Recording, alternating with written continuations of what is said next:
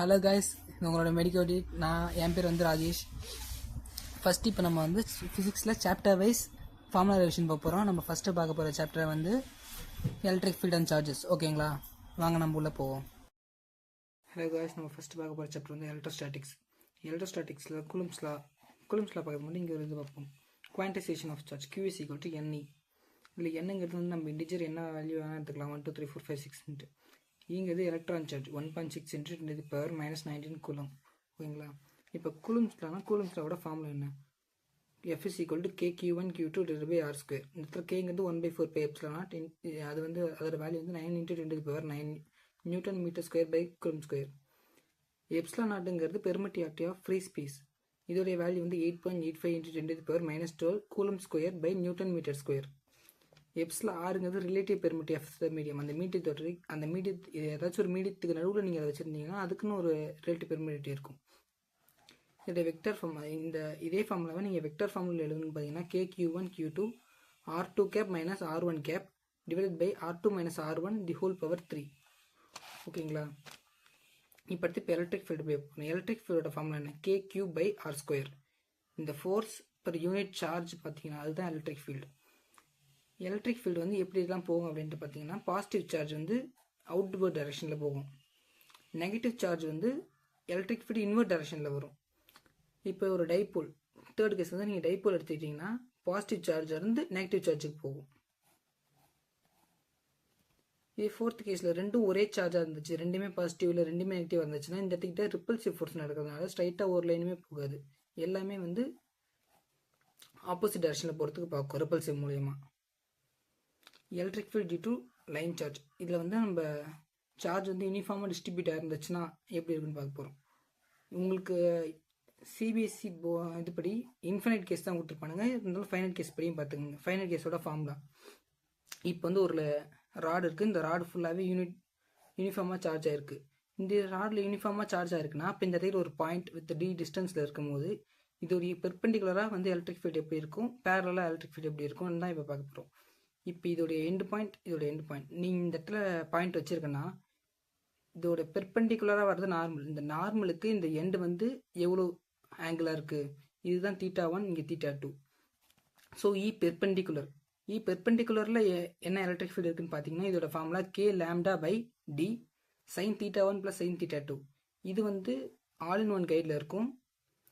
பேரலில் இப்போ என்ன electric field இருக்குன்னு பார்த்தீங்கன்னா K⁴/d cos θ2 - cos θ1. Semi infinite, ஒரு சைடு வந்து ஃபைனைட்டான ஒரு லென்த் இருக்குது, இன்னொரு சைடு வந்து இன்ஃபினைட்டாக போய்கிட்டே இருக்குது. அப்படின்னா உங்களால் இதுக்கு எவ்வளோ தூரம் போகுது அப்படின்னு சொல்ல முடியாது. ஸோ அப்ராக்சிமேட்டாக நீங்கள் இதை θ1 90 டிகிரி அப்படின்னு எடுத்துக்குவீங்க. இது வந்து இப்படி பேரலாக போகிற மாதிரி. θ2க்கு மட்டும் தான் உங்களுக்கு டிகிரி இருக்கும். இதை நீங்கள் இதில் சப்ஸ்டியூட் பண்ணிங்கன்னா உங்களுக்கு அதே மாதிரி ஆன்சர் கிடச்சிரும்.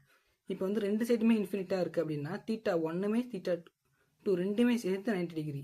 ஸோ இது நீங்கள் இந்த ஃபார்முலாவில் சப்ஸ்டியூட் பண்ணிங்கன்னா sin θவும் உங்களுக்கு 1 கிடச்சிரும், sin θ2வும் உங்களுக்கு 1 கிடச்சிரும். So 1 + 1 2 K⁴/d.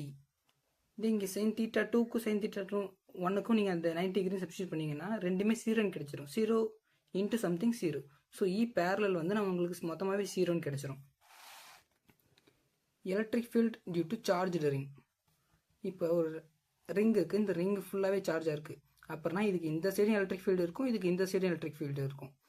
ஆனால் இதோட சென்டர் பாயிண்டில் பார்த்தீங்கன்னா எல்லா எலக்ட்ரிக் ஃபீல்டும் ஒரே டைரெக்ஷனில் வர்றதுனால ஆல்ரெடி நீங்கள் சொன்ன பார்த்தீங்களா, ரெண்டு ஆப்போசிட் சார்ஜுக்கு நடுவில் வந்து எலக்ட்ரிக் ஃபீல்டு வராது, ரிப்பல் ஆகி இப்படி இருக்கும் அப்படின்ட்டு. ஸோ அந்த மாதிரி இருக்கிறதுனால இந்த எலக்ட்ரிக் ஃபீல்டோட சென்டரில் உங்களுக்கு எலக்ட்ரிக் ஃபீல்டே இருக்காது. இந்த சைடு போக போக போக டிஸ்டன்ஸும் இதாகும். ஸோ அதனால் எலக்ட்ரிக் ஃபீல்டு ஒரு அளவுக்கு வரைக்கும் மேக்ஸிமம் போய்கிட்டு 0லேருந்து ஒரு அளவு வரைக்கும் மேக்ஸிமம் போயிட்டு திருப்பி அதுக்கப்புறம் டிஸ்டன்ஸ் இன்க்ரீஸ் ஆகிறதுனால கம்மியாக ஆரம்பிச்சிடும். ஸோ இந்த மாதிரி உங்களுக்கு கிராஃப் கிடைக்கும். ஓகேங்களா, இந்த எலக்ட்ரிக் ஃபீல்டு அப்போ எப்போ மேக்ஸிமமாக இருக்கும் அப்படின்னு கேட்டிங்கன்னா உங்களோட ஃபார்முலா இதுதான். E = KQX/x² + R² ^ 3/2. இதை நீங்கள் டிஃப்ரென்ஷியேட் பண்ணி = 0க்கு போட்டிங்கன்னா உங்களுக்கு எப்போ மேக்ஸிமமாக இருக்கும் தெரிஞ்சிடும், ± R/√2. இதில் எக்ஸை 0வாக போட்டு பாருங்கள். நான் சொன்ன மாதிரி ஆல்ரெடி எலக்ட்ரிக் ஃபீல்டு அந்த இடத்துக்கிட்ட 0வாக வந்துடும். ஸோ கிராஃப் படி பார்த்தீங்கன்னா உங்களுக்கு 2 தடவை வந்து R/2 அப்படிங்கிற ஒரு டிஸ்டன்ஸ் அப்போ வந்து மேக்ஸிமமாக இருக்கும். இதை தவிர உங்களுக்கு ஒரு எக்ஸ்ட்ராட்டாக ஒரு வேல்யூ கொடுத்துட்டு வந்து மேக்னெட் மேக்ஸிமமாக இல்லை அப்போனா இந்த வேல்யூ வந்து எத்தனை தடவை வரும் அப்படின்னு கேட்டிங்கன்னா 4 தடவை. இங்கே ஒரு தடவை வரும், இங்கே ஒரு தடவை வரும். அதே வேல்யூ ஆனால் சைன் மாறி இந்த இடத்துக்கு 2 தடவை வரும். ஓகேங்களா? Electric field due to charge disk இதோடைய ஃபார்முலா பார்த்தீங்கன்னா E = σ/2 ε0 1/x/√(x² + r²). இதையே நீங்கள் வந்து இன்ஃபினிட்டி ஷீட்டாக மாற்றிட்டீங்கன்னா உங்களுக்கு அந்த டைமிங்கில் இதோட எக்ஸோட x² r², இந்த எக்ஸுங்கிறது இந்த தீர டிஸ்டன்ஸு, ஆறுங்கிறது இதோட ரேடியஸ். இது இன்ஃபினிட் ஷீட்டாக மாற்றிட்டிங்கன்னா கீழே இருக்கிறது அதிக வேல்யூவாக மாறிடும். ஸோ உங்களுக்கு இந்த மொத்த வேல்யூ வந்து நெக்லிஜிபிளாக மாறிடும். ஸோ அதனால் 1 - something similar to 0 இருக்கிறதுனால நீங்கள் 1 எடுத்துவீங்க. இது இன்ஃபினிட் ஷீட்டாக இருக்கும்போது மட்டும் E = σ/2 ε0 அப்படின்ட்டு நீங்கள் போட்டுக்குவீங்க. Electric field due to charge disc. Hello guys, இப்போ நான் அடுத்து பார்க்க போகிறது வந்து பார்த்தீங்கன்னா electric field due to charge sphere.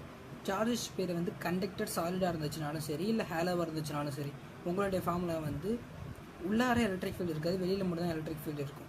வெளியில் இருக்கிற எலக்ட்ரிக் ஃபீல்டோட ஃபார்முலா KQ/r². அந்த ஆறுங்கிறது அந்த பாயிண்டோட டிஸ்டன்ஸ். உள்ளார வந்து பார்த்தீங்கன்னா உங்களுக்கு எலக்ட்ரிக் ஃபீல்டு இருக்காதுங்கிறதுனால எலக்ட்ரிக் ஃபீல்டு 0. ஸோ உங்களுக்கு உள்ளார வந்து எலக்ட்ரிக் ஃபீல்டே இருக்காது. இங்கேருந்து போயிட்டு வெளியில் வந்து மேக்ஸிமம் அந்த சர்ஃபேஸில் மேக்ஸிமமாக இருக்கும். போக போக போக போக டிக்ரீஸ் ஆகி இப்படி போய்கிட்டே இருக்கும். இன்கேஸ் ஆஃப் சாலிட் நான் கண்டக்டராக இருந்துச்சுன்னா உங்களுக்கு உள்ளாரையும் எலக்ட்ரிக் ஃபீல்டு இருக்கும், வெளியுமே எலக்ட்ரிக் ஃபீல்டு இருக்கும். உள்ளார இருக்கிறதுக்கு ஒருவேளை உங்களுக்கு இந்த ஸ்பியரோட டிஸ்டன்ஸ் வந்து ரேடியஸ் வந்து r, உங்களுக்கு வந்து ஸ்மாலர் டிஸ்டன்ஸில் ஒரு எலக்ட்ரிக் ஃபீல்டு கொடுத்துருங்க, அது உள்ளார இருக்குது அப்படின்னா அதோட ஃபார்முலா KQ/r/r³. இதே அதோட பாயிண்ட் வந்து வெளியில் இருக்குது அப்படின்னா E = KQ/r². இந்த ஆறுங்கிறது அந்த பாயிண்டோட டிஸ்டன்ஸ். ஸோ எலக்ட்ரிக் ஃபீல்டு எப்படி வேரி ஆகுதுன்னு பார்த்தீங்கன்னா ஃபஸ்ட்டு லீனியராக வேரி ஆகிட்டே இருக்கும். ஆரும் ஈவும் டேரக்ட்லி ப்ரொபோஷனலாக இருக்கும். அப்புறம் at the point of sphere அப்போ அதுக்கப்புறம் திருப்பி அது இன்வெர்ஸ்லி ப்ரொபோஷனலுக்கு வந்துடும். ஓகேங்களா?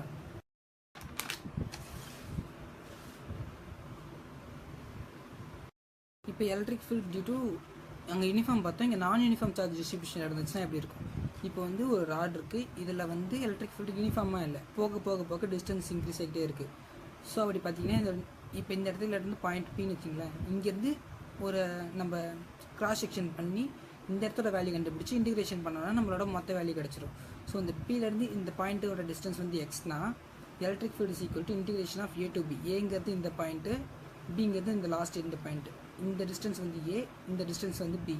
Integration of A to B K λx dx / x². Lambda in terms of இந்த டிஸ்டன்ஸ்லேயும், லாம்டாங்கிறது இந்த யூனிஃபார்ம் சார்ஜ் டென்சிட்டி. ஓகேங்களா?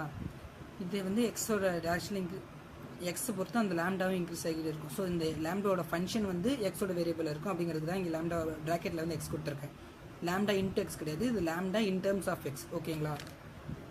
இங்கே வந்து ராடு கொடுத்துறேன். இப்போ வந்து இதே ஸ்பியராக இருந்துச்சுன்னா ஒரு சின்ன ஸ்பியரை வரைஞ்சி ஒரு குட்டி dx ரேடியஸில் மொத்த ரேடியஸ் வந்து A.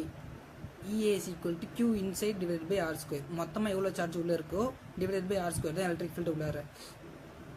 ஸோ Q இன் வந்து எப்படி நீங்கள் கண்டுபிடிப்பீங்க? Integration of dq. மொத்த சார்ஜையும் இன்டிகிரேஷன் பண்ணிங்கன்னா உங்களுக்கு மொத்த சார்ஜ் எவ்வளோ இருக்குது அப்படின்னு தெரிஞ்சிடும். ஸோ அதோட இந்த Q இன்னோட ஃபார்முலா என்னென்னு பார்த்தீங்கன்னா இன்டிகிரேஷன் ஆஃப் 0 to r. நீங்கள் ஒருத்தர் டிஸ்டன்ஸ் எடுத்துவீங்க 0 to r, மொத்த இதுவும் சேர்த்து lambda in terms of x. லாம்டாங்கிறது இதோட charge density into area into small distance 4πr². இந்த ஸ்பியரோடைய ஏரியா அண்ட் ஃபார்முலான்னு பார்த்தீங்கன்னா 4πr² இன்ட்டு dx. இந்த எக்ஸ் நீங்கள் எடுத்துகிட்டு போகிற டிஸ்டன்ஸ் 0 to r வரைக்கும் நீங்கள் அதை இன்டிகிரேஷன் பண்ணிட்டு சப்ஸ்டியூட் பண்ணிங்கன்னா உங்களுக்கு in terms of non uniform electric ஃபீல்ட்லேயும் உங்களுக்கு கிடச்சிரும். இப்போ அடுத்து பார்க்க போகிறது electrostatic potential. Electric field in KQ/r² இருக்கும். எலக்ட்ரோஸ்டாட்டிக் பொட்டன்ஷியல் வந்து KQ/r. இது வந்து 3 case, ring, shell, solid hollow sphere, solid ஸ்பியருக்குன்ட்டு 3 இருக்குது. ஓகேங்களா? ரிங்காக இருந்துச்சுன்னா அதோடைய ஃபார்முலா KQ/√(x² + r². எக்ஸுங்கிறது இந்த டிஸ்டன்ஸ், ஆறுங்கிறது ரேடியஸ். ஷெல்லாக இருந்துச்சுன்னா அதோடைய சார்ஜ் வந்து வெளியில் தான் இருக்கும். ஸோ இதோடைய ஒரு வேளை உள்ளார பாயிண்டில் உங்களுக்கு வந்து பொட்டன்ஷியல் கேட்டிருந்தாங்கன்னா KQ/r டிஸ்டன்ஸ் ஆஃப் ஸ்பியர். ஒருவேளை வெளியில் கேட்டிருந்தாங்கன்னா KQ டிவைட் பை ஆர் அந்த பாயிண்டோடைய டிஸ்டன்ஸ். ஸோ இது வந்து பார்த்தீங்கன்னா அந்த சென்டர்லேருந்து சாலிட் ஸ்பியர் வரைக்கும் பொட்டன்ஷியல் சேமாக இருக்கும். அதுக்கப்புறமா லீனியர் டிக்ரீஸ் ஆக ஆரம்பிச்சிடும். சாலிட் ஸ்பியர் இதோடைய ஃபார்முலா வந்து பார்த்தீங்கன்னா KQ divide by 2r³ into 3r² divided by r². ஓகேங்களா? இன் டேர்ம்ஸ் ஆஃப் ஆர் கம்மியாக இருந்துச்சுன்னா, அந்த ஸ்பியரோட ரேடியஸை விட ஆர் வந்து கம்மியாக இருந்துச்சுன்னா, இதே ஆர் வந்து அதிகமாக இருந்துச்சுன்னா KQ டிவைட் பை ஆர். இந்த இடத்துல இந்த கேபிட்டல் ஆருக்கு பதிலாக நீங்கள் வந்து இந்த ஸ்மால் ஆருக்கு பதிலாக நீங்கள் வந்து கேபிட்டல் ஆர் போட்டுட்டு இதை சப்ஸ்டியூட் பண்ணிங்கன்னா உங்களுக்கு வந்து இந்த ஃபார்முலா கிடச்சிடும். இதோடைய கிராஃப் வந்து பார்த்தீங்கன்னா உள்ளார லீனியராக இருக்காது, இப்படி போயிட்டு வரும். தெரியுதா? இப்படி போயிட்டு ஒரு பாயிண்ட் இந்த ரேடியஸோட ஸ்பியர் வரைக்கும் ஒரு மாதிரி இருந்துட்டு அதுக்கப்புறம் லீனியர் ஹைப்பர்போரபோலிக் கிராஃப் கிடச்சிடும்.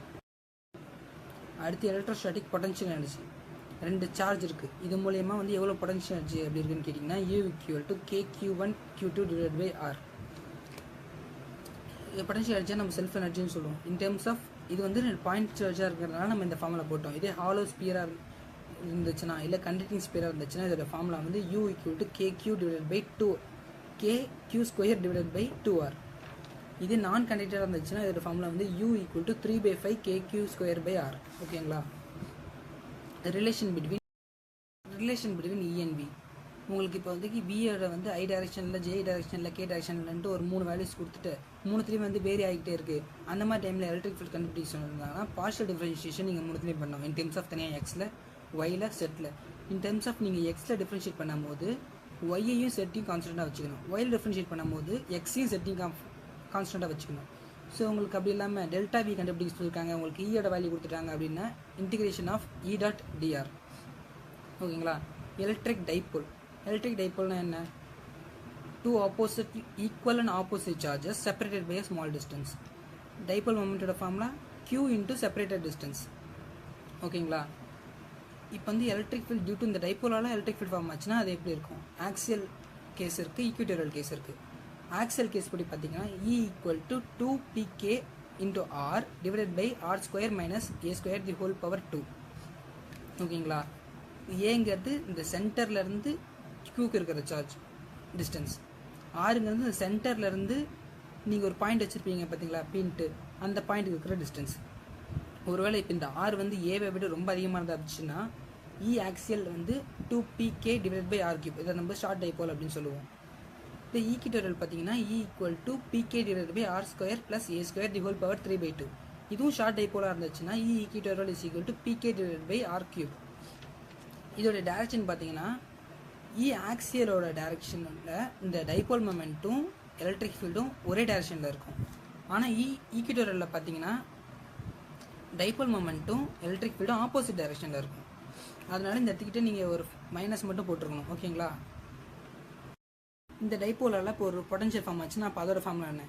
E ஆக்சியலோட பொட்டன்ஷியல் ஃபார்முலா வந்து V = pk divide by R² minus A². In terms of short டைபோலில் பார்த்தீங்கன்னா V = pk divide by R².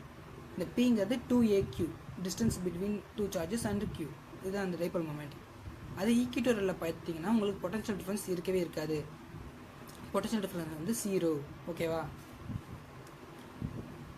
இப்போ உங்களுக்கு இந்த ஆக்சியலையும் கொடுக்காம ஈக்விட்டோரியலையும் கொடுக்காம ஒரு ஜென்ரல் பாயிண்டில் கொடுத்துருக்காங்க அப்படின்னா அதோடைய ஃபார்முலா வந்து நீங்கள் EP cos θ, EP sin θ. ஓகேங்களா? இந்த EP cos θவில் உங்களுக்கு 2p cos θ k divide by R3. EP sin θ வந்து p sin θ k divide by R3. ரெண்டுத்தையும் ஆட் பண்ணிவிட்டு நீங்கள் வந்து வெக்டர் அடிஷன் மூலயமா ஸ்கொயர் பண்ணி ஆட் பண்ணிங்கன்னா உங்களுக்கு வந்து யூனிட் கிடச்சிரும். ஸோ அப்படி உங்களுக்கு என்ன அப்படி கிடைக்குன்னு பார்த்தீங்கன்னா pk divide by R3 √1 + 3 cos² θ. ஓகேங்களா? இந்த தீட்டாங்கிறது தான் இந்த ஆங்கிள். இது உங்களுக்கு கொடுத்துருப்பானுங்க. ஸோ உங்களுக்கு இப்போ ஈக்விட்டோரியலையும் கொடுக்காம ஆக்சியல்லையும் கொடுக்காம வேறு ஏதாச்சும் ஒரு தீட்டா கொடுத்துருந்தாங்கன்னா நீங்கள் இந்த ஃபார்முலா யூஸ் பண்ணி நீங்கள் போட்டுக்கலாம். ஓகேவா? இப்போ இந்த டைபோலை நீங்கள் வந்து ஒரு எலக்ட்ரிக் ஃபீல்டில் வச்சுட்டீங்க, அது யூனிஃபார்ம் எலக்ட்ரிக் ஃபீல்டில் வச்சுட்டிங்கன்னா இதில் வந்து டார்க்கும் இருக்கும், பொட்டன்ஷியல் எனர்ஜியும் இருக்கும். டார்க்கோட ஃபார்முலா வந்து பார்த்தீங்கன்னா P × E, அதாவது P × E sin θ வரும். P × Eங்கிறதுனால PE sin θ அப்படின்னு போடும். இதை வச்சு நீங்கள் வந்து SHM based questions, simple harmonic motion தான் உங்களுக்கு நீட்லாம் வரும்.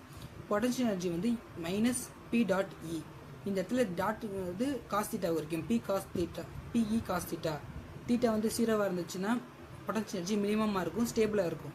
தீட்டா வந்து 180 இருந்துச்சுன்னா பொட்டன்ஷியல் எனர்ஜி மேக்ஸிமமாக இருக்கும், அன்ஸ்டேபிளாக இருக்கும். தீட்டா வந்து 0வாக இருந்துச்சுன்னா பொட்டன்ஷியல் எனர்ஜி இருக்காது. ஓகேங்களா?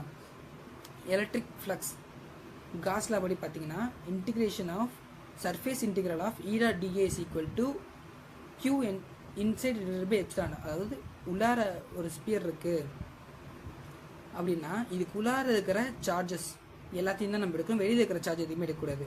ஸோ உங்களுக்கு காஸ் லா படி E dot dA வந்து Q inside charge enclosed divided by epsilon naught. இது வந்து E இல்லை, எப்சிலான் நாட். ஓகேங்களா? ஆனால் இப்போ இந்த E இருக்குது பார்த்தீங்களா, இந்த ஈக்கு நீங்கள் வந்து எல்லா சார்ஜுமே எடுத்துக்கணும். இந்த Q1, Q2, Q3, Q4, Q5 இது எல்லாத்தையும் வச்சு உங்களுக்கு எலக்ட்ரிக் ஃபீல்ட் ஃபார்ம் பார்த்தீங்களா, அது எல்லாத்தையுமே நீங்கள் எடுத்துக்கணும். ஆனால் இந்த இடத்துக்கிட்ட நீங்கள் சப்ஸ்டியூட் பண்ண வேண்டியது உள்ளார இந்த காஸின் சர்ஃபேஸுக்கு உள்ளார இருக்கிற இந்த சார்ஜஸ் மட்டும் தான் நீங்கள் சப்ஸ்டியூட் பண்ணணும். அப்புறம் இப்போ வந்து கண்டக்டர் சொல்லிட்டு கேஸை பற்றி பார்ப்போம். கண்டக்டர்னு நீங்கள் எடுத்துக்கிட்டிங்கன்னா இதோட சார்ஜ் எல்லாமே அதோட சர்ஃபேஸில் தான் இருக்கும், உள்ளார வந்து சார்ஜ் இருக்காது. எலக்ட்ரிக் ஃபீல்டு வந்து உள்ளார 0வாக இருக்கும். எலக்ட்ரிக் ஃபீல்டு உள்ளார சார்ஜ் உள்ளே இல்லைங்கிறதுனால எலக்ட்ரிக் ஃபீல்டு உள்ளார 0வாக இருக்கும். எலக்ட்ரிக் ஃபீல்டு 0வாக இருக்கிறதுனால நம்ம இந்த ஒரு ஃபார்மில் பார்த்தோம் பார்த்தீங்களா, equal to D V by D R. V வந்து இப்போ உங்களுக்கு E 0வாக இருக்குது அப்படிங்கிறதுனால வி வந்து கான்ஸ்டண்ட்டாக தான் இருக்கணும். ஸோ வி வந்து கான்ஸ்டன்ட். அப்புறம் வந்து எலக்ட்ரிக் ஃபீல்டு வந்து எப்பயுமே இந்த சர்ஃபேஸ்க்கு பெர்பெண்டிகுலராக தான் போகும். நீங்கள் வந்து எப்படி ஒரு பாயிண்ட் எடுத்துக்கிட்டாலும் சரி எலக்ட்ரிக் ஃபீல்டு வந்து அதுக்கு பெர்பெண்டிகுலராக தான் போகும். இப்போ நீங்கள் வந்து இப்படி இங்கே ஒரு சார்ஜ் ஸ்பியர் இருக்குது, இன்னொரு சார்ஜ் ஸ்பியரையும் சேர்த்து வரைஞ்சிட்டிங்க அப்படின்னா இதோடைய ரெண்டுத்தையும் நீங்கள் கனெக்ட் பண்ணிட்டீங்க. அப்போ அதில் சார்ஜ் ஃப்ளோ ஆக ஆரம்பிச்சிடும். எப்போ வரைக்கும் இந்த சார்ஜ் ஃப்ளோ ஆகும்னு பார்த்தீங்கன்னா ரெண்டுத்துக்கும் பொட்டென்ஷியல் டிஃப்ரென்ஸ் சேம் ஆகிற வரைக்கும் சார்ஜ் வந்து ஃப்ளோ ஆகும். ஓகேங்களா? இப்போ வந்து உங்களுக்கு இதில் இருக்கிற சார்ஜ்லாம் வேணாம் அப்படின்னா நீங்கள் வந்து இதை எர்த்திங் பண்ணுறீங்க. இந்த மாதிரி இதை எர்த்திங் பண்ணிட்டீங்க அப்படின்னா இதோடைய பொட்டன்ஷியல் வந்து 0வாக மாறிடும். V of the body will become 0. இதில் இருக்கிற எல்லா சார்ஜுமே வெளியில் போயிடும். அவ்வளோதான், நம்ம வந்து சாப்டர் வந்து கம்ப்ளீட் பண்ணிட்டோம்.